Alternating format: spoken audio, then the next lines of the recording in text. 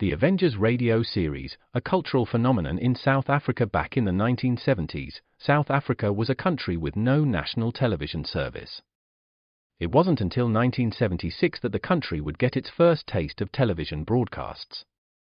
But before that, radio was the primary medium of entertainment and information for the masses. This was the context when The Avengers, a British spy-fi series, made its debut on South African radio and became a cultural phenomenon. The Avengers was a British television series that originally aired from 1961 to 1969. The show revolved around the adventures of John Steed, a suave and sophisticated secret agent, and his various female associates. The series was a unique blend of traditional spy thriller elements with science fiction and fantasy, which set it apart from other shows of its time. While the series was hugely popular in the UK and had also made a significant impact in the American markets, being one of the rare British series given a network transmission slot, it was virtually unknown in South Africa. This was primarily due to the lack of a national television service in the country until 1976.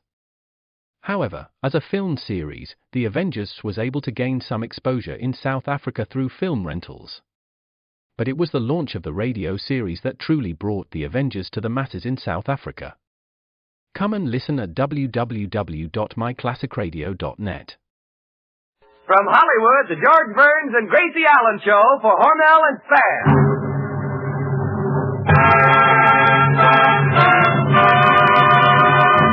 Crazy people.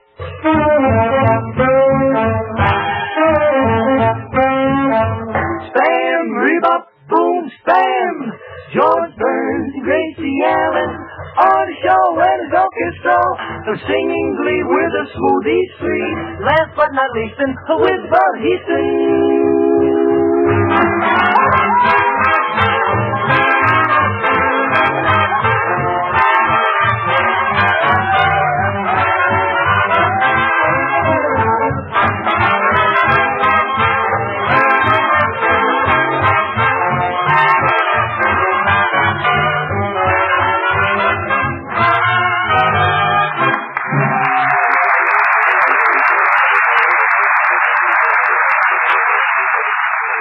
Burns and Allen night again at your house, and yours sincerely has another helpful hint for housewives.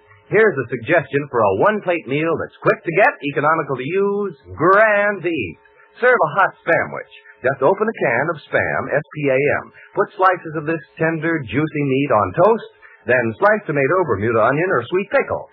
Cover with thin slices of cheese and pop into the oven until the cheese melts, and there's your one-plate meal that really makes a hit. Everybody likes the meaty, taste-tempting flavor of Spam. You like a hot sandwich because it's so easy to serve and does a grand job of pleasing even the huskiest appetite. Get a can or two of Spam when you shop tomorrow and surprise your family with a hot sandwich. Then try the other recipes on the label of the Spam can. You'll discover that cold or hot, Spam hits the spot.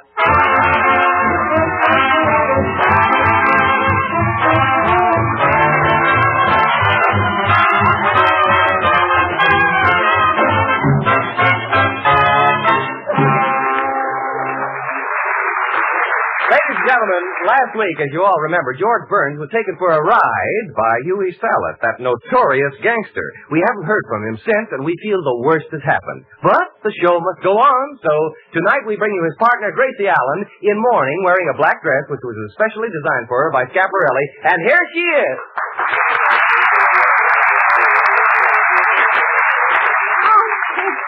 It's simply awful. I just can't stand it. Yes, it is. Every time I look at this black dress, I just can't stand it. Because George is gone? No, last night I saw a girl wearing a dress just like it.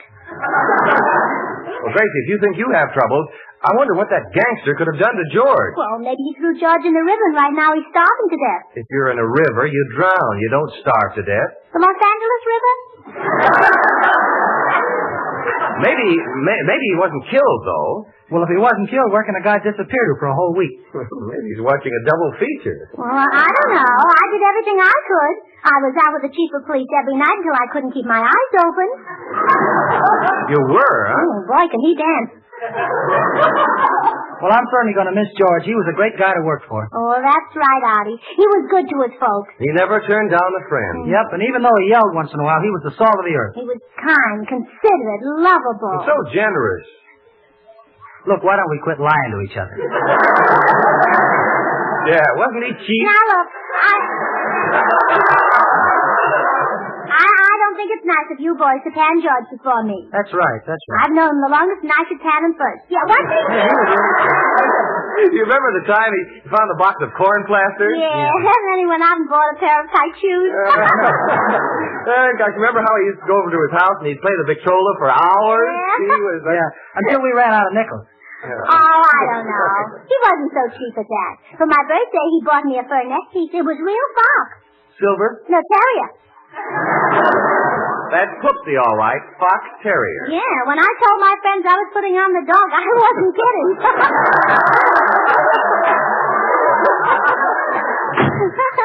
Well, hello, everybody. Here I am. Glad to see me? Well, can't you say something? Well, we don't know what to say. Well, can't you say you're happy I'm back? I mean, we don't know what to say to the insurance company. We reported you dead. The insurance company? But I'm not dead. Yeah, but George, you see, Gracie is the beneficiary, and we're splitting the money 3 ways. And now you show up alive. You're putting us in an awful spot. Yeah. Now, wait a minute. You told the insurance company that I was dead. I didn't tell them. Well, sure. If you told them, they wouldn't believe it. A fine reception. Say, George, tell me, what happened when you put on Gracie's clothes and pretended you were her Aunt Clara to fool that gangster, Huey Salad? Did the get-up work? Worked too well. Took me for a ride, and he drove me way out to a lonely spot. Then he parked the car. And, What happened? Well, what happened? Who's got that line? That's all right. I just said it. What happened?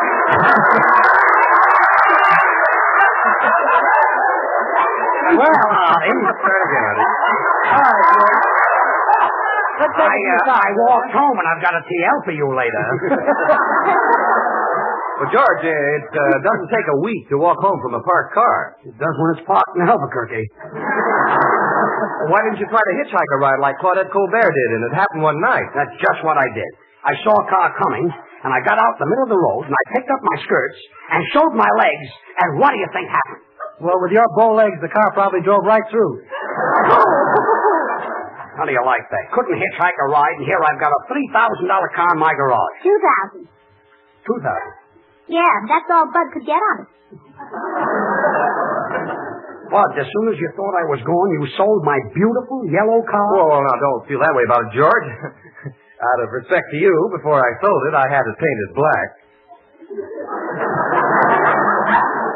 Well, I can see that everybody around here was certainly grieving over me. You said it, George. I was so unhappy that for 2 nights I forgot to wind your watch. My watch? Gracie, you've got no right to give my things away. Well, how did we know that Mr. Burns, if you'll allow a sound man to add a word of humble appreciation, I would like to take this opportunity to thank you for the gift of your library. My library? Gracie, you gave him my whole library? Yes, both books. Well, I hope you enjoyed them, sound man. Mr. Burns, I'm counting the hours until I can start reading them. Just think. Tom Swift and his electric flying machine and the Bodsey twins at Spruce Lake. Yeah, well, you people may not worry about me, but I don't care. I know someone who loves me. My mother. I can see her right now standing in the window waiting for me. And do you know why she's standing there? Well, she has to. We sold all the furniture.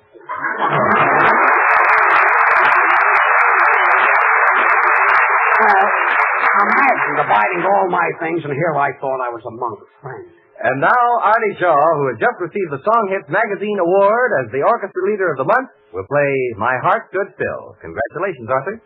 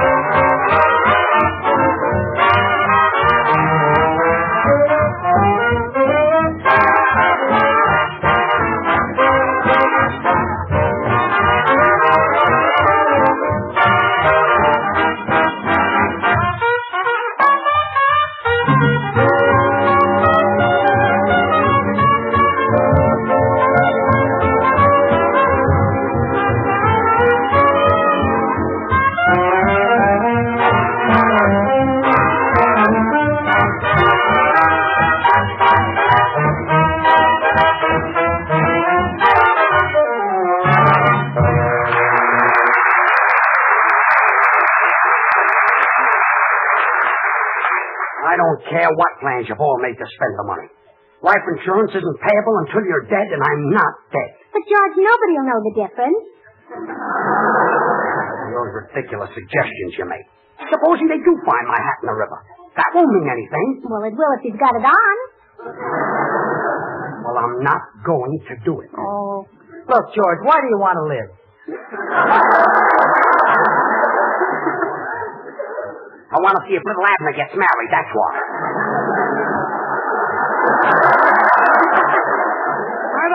I don't know what you're complaining about, Artie. With your salary, I could buy myself a new suit every day. That's what I'm complaining about. You do.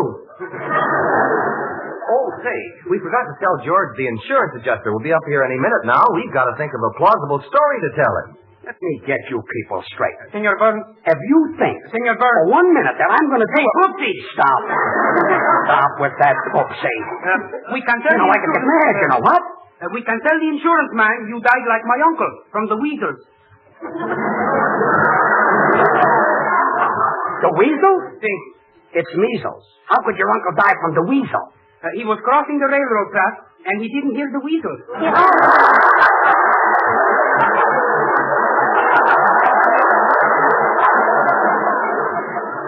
Well, let's see. Why don't we just tell the insurance man that George got pneumonia by sitting before an open window? Oh, no, that wouldn't work. George is too old to be in the draft.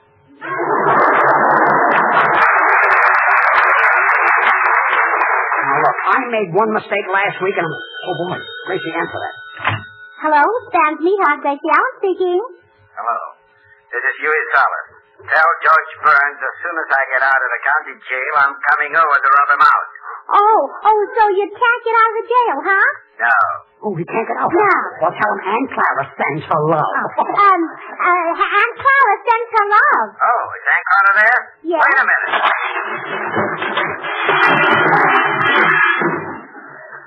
Tell Ducky I'll be right over. You mean he broke out? Oh, don't look now, Ducky, but your goose is cooked. Oh.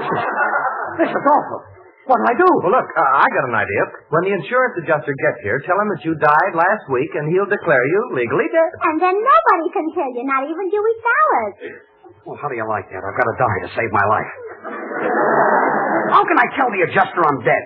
I'll be standing right here in front of him. Yeah, but you won't be George Burns. You'll be George Burns' father. My father? Yes. My father? Yes. How can I be my own father? Oh, marry Dewey Salas and just adopt yourself. Oh, quiet. Son, man, see who that is. That may be Huey Salas. In just a moment, Mr. Burns. I'm reading the life of Napoleon Bonaparte. It's only 16,000 pages. It won't take long. See if that gangster is outside. It won't take long. What's your idea of a short story? The life of George Burns. See if that's Huey Salas.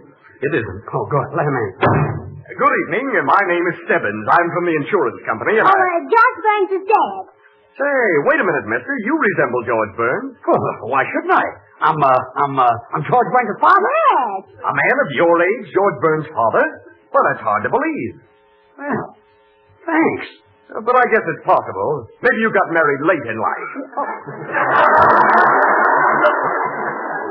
If I were alive, I'd tell this guy something. I just can't get over Mr. Burns' resemblance to his son, George. Well, after all, like father, like son. He has my blood. I knew somebody must have had it. Well, you see, we're exactly alike. George was a handsome lad. He got his eyes for me. And he got that cute little nose for me. And he got those pretty little ears for me. And he got his teeth from Dr. Cowan.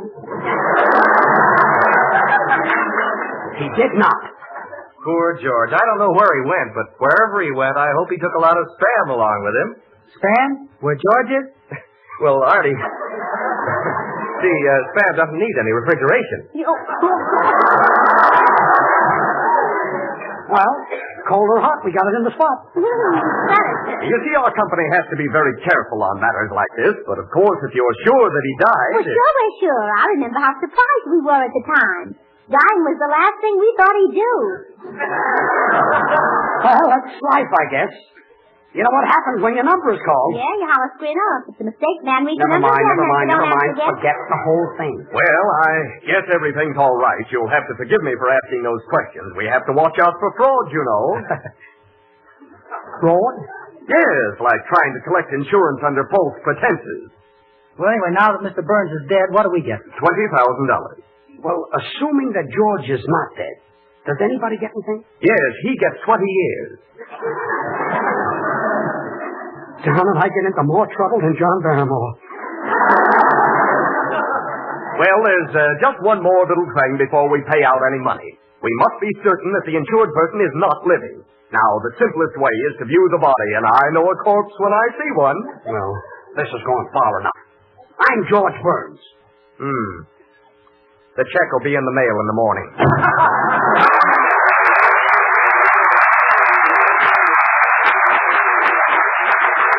I wonder what he means by that. And now the Smoothies, Babs, Charlie, and Little will swing out on I Got Rhythm.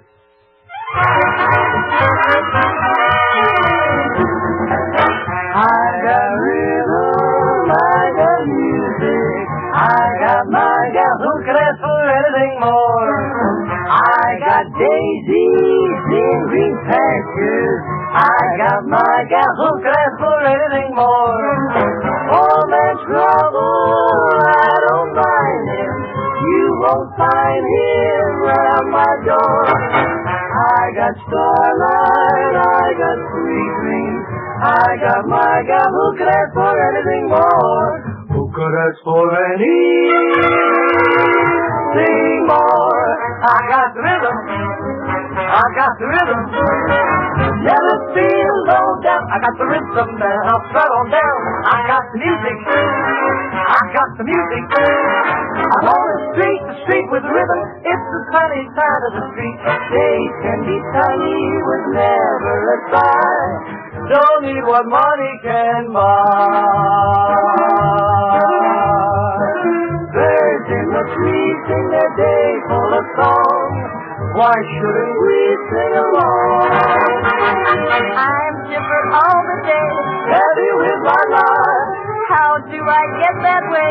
Look at what I've got. I got the rhythm. I got the rhythm. I got rhythm. I got music. I got my gal who could ask anything more.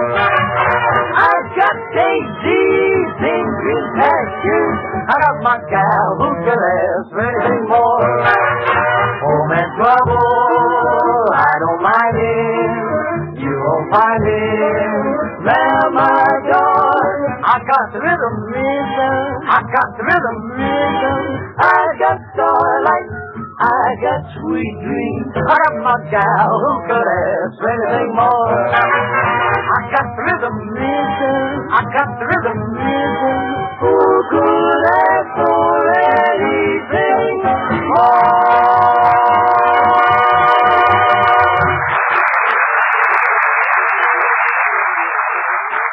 Look, Bud, when Huey Salas comes in, I'll have to run in and get ready. Well, no, not now, George. I'm sorry. I've got a little message I here. forgot this. Hey, for a grand lunch, just open... Oh, hello. Gracie, pardon me for interrupting your broadcast, but I just had to drop in to tell you...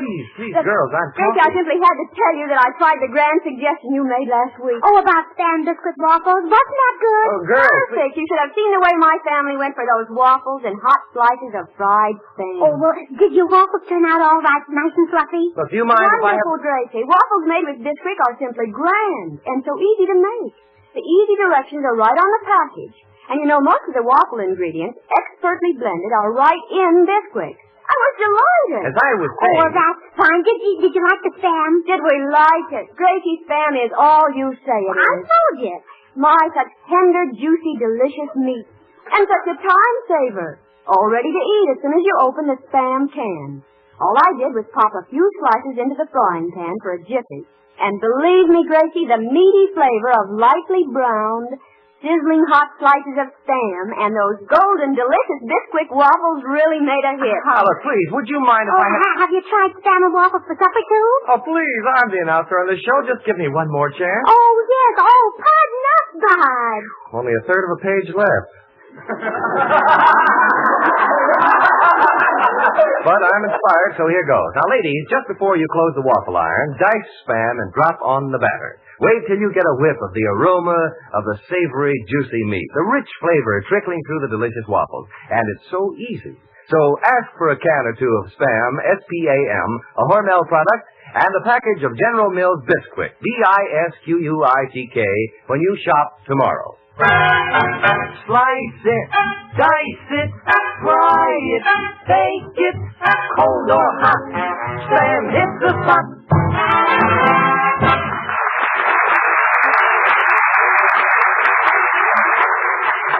Say, where's George? Huey Salas will be here any minute. George is inside putting on one of your dresses. Oh, so he'll look like Aunt Clara, huh? Yeah. How can a smart gangster like that Huey Salas fall for that Aunt Clara stuff? George with that face that needs a shave and those hairy arms and false teeth and a cigar stuck in his mouth. Where can you find a woman that looks like that? On the Bob Hope Show. Fellas, we got George into this mess, and it's up to us to get him out of it. Oh, I've got an idea. Huey Salas wouldn't like Aunt Clara if he knew that she had a baby. Baby? But she hasn't got a baby. Yes, she has. Who? You. Me?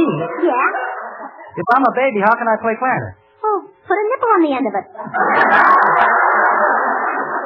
Aunt Clara, Huey Salas, why must I get into this triangle? Well, babies always get into triangles, if you know what I mean. Okay, but my heart won't be in it. Oh, whoa! Here comes Aunt Clara.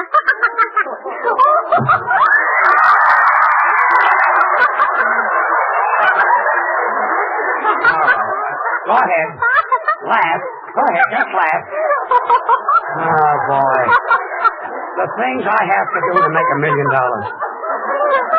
What's so funny? Well, look at you, George. You've got your bustle on in front. So what? Oh, when Huey sees it, he'll think you're walking out on him. I'd be better off if I was taken for a ride and putting on the silly girdle. Gee, I can't breathe. What girdle? The red one that was hanging in the closet. Gee, I thought I'd never get into it. Girdle? That was a hot water bottle. A hot water bottle? Yes. There must be an easier way to get rid of that gangster. Mr. Burns. What does it sound, man? While in Harvard, I wrote a book on criminology. Chapter 8 of this book deals with the fear psychosis. Procedure is to look the criminal straight in the eye, and the intensity of the stare frightens him. What happens if I look at him very intensely and he doesn't become frightened? Then you turn to Chapter 9, the care and treatment of broken noses. Look, Dr. IQ, if you don't... Oh, boy. That must be Huey Now, Salas. don't forget, everybody. From now on, I'm Aunt Clara. Come in. Hello, babe. Hello, Huey. Where's Judge Burns? Oh, George Burns? He's dead. He died. Oh, yes, he died. He's dead. Oh, boy, is he dead. Sorry to hear that. I'd give anything if that boy were only alive. Why, Huey? Because I'd like to kill him again. Oh. What's the matter, babe? Oh, nothing, Huey. When I see you, my blood begins to boil. Babe, that's love. No. Nah, that's a hot water bottle. Gracie, please. Babe, come over here and sit down on Huey's lap. No. Come here.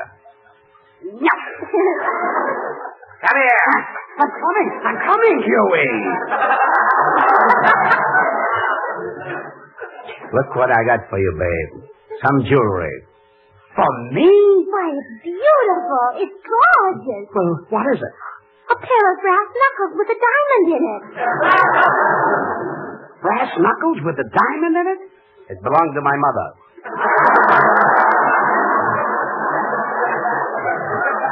Why, Huey, how did you ever think of getting a thing like that for me?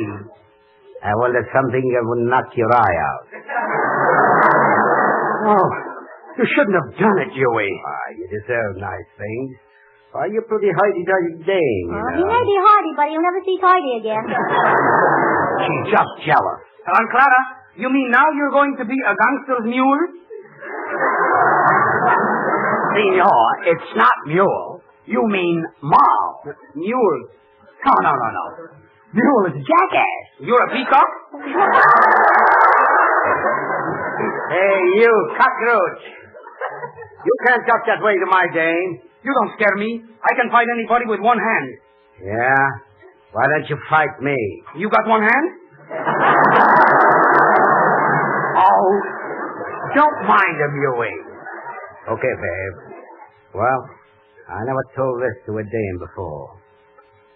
Clara, I want you to be my wife. Your wife? Well, why don't you answer, babe? Oh, Huey, this is so sudden. Yes, you probably touched a warm spot in this hot water bottle. Well, are you going to marry me? Why? No, Huey, I can't marry you. Not that. I'm young. I'm gay. I love life. I want to live. Babe, I'm not taking no for an answer. Huey, there's something that you don't know about Aunt Clara. What? We're a mess. Oh, isn't it? Goo-goo, da-da, mama.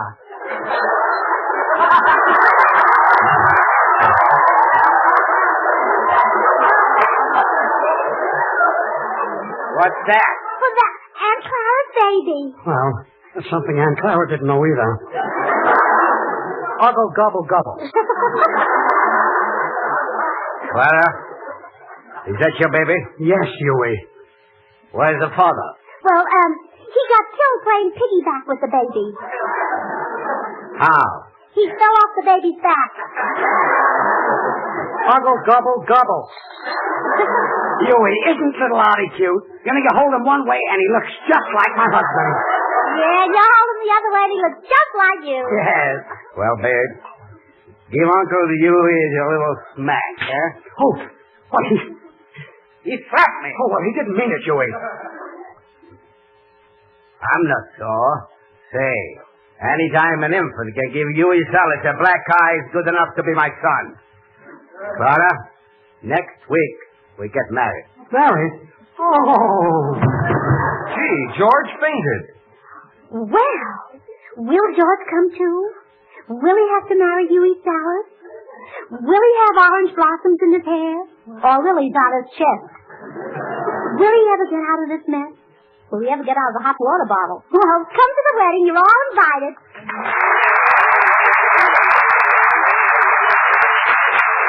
Friends, I know you will like Spam and Waffles. Just as the young lady told Gracie Allen earlier in the program how much she enjoyed Spam and Waffles, this new breakfast or supper combination is a real taste surprise. And so easy. While the waffles are browning, open a can of Spam, cut off thin slices, and fry quickly in a hot pan. Or dice Spam and drop on the batter just before you close the waffle iron. The juicy, meaty flavor of Spam adds a satisfying goodness to this appetite-appealing meal of Spam and Waffles. Try it tomorrow. Just remember to ask your food dealer for Spam, the meat of many uses.